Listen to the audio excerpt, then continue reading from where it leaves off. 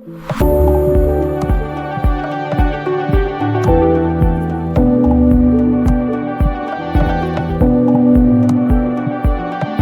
the use cases point of view. So if you look at when smartphones was launched back in 2007, so it was a touchscreen device. There was an app store which Apple brought in. But if you stand at the vantage point of now, would you imagine that smartphones would have become so useful?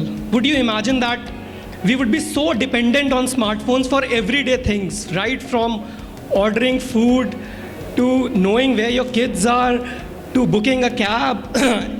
Everywhere we are using smartphones. So if you ask me what AI will bring in future, I probably don't know all.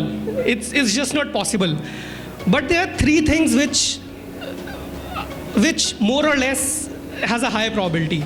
Number one, it will change how we interact with our device. Right now it's touchscreen. In future it will be voice. So Siri's of the world has not been very good till now, but the advent of large language models has the potential to significantly change that. In fact, we were in MWC Barcelona.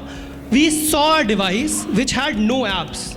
You can, for example, ask it to book your tickets. A smartphone, you can ask it to book your tickets for a particular day.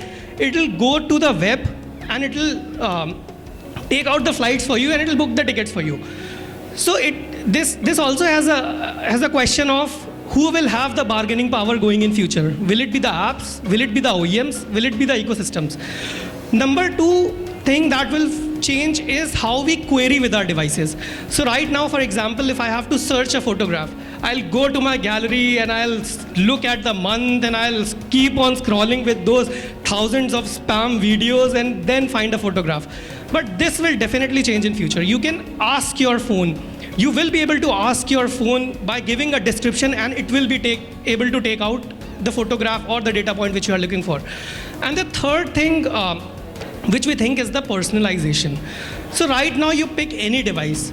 So you have to align to how devices function. But in future, your devices will align to your lifestyle.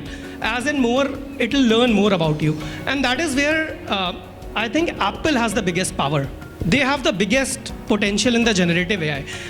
Because if you look at the smartphone segment, there's a lot of companies who have been trying to build ecosystem, branching out from the smartphones, trying to build a closed ecosystem.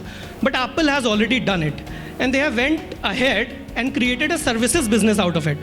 So Apple has a lot more touch points with its users other than smartphones as well. And they have the potential, if they provide value add use cases, to build a services business on top of it as well, which no other OEM has. So this is my thinking on how AI will be in the future and how our use cases will happen in the future.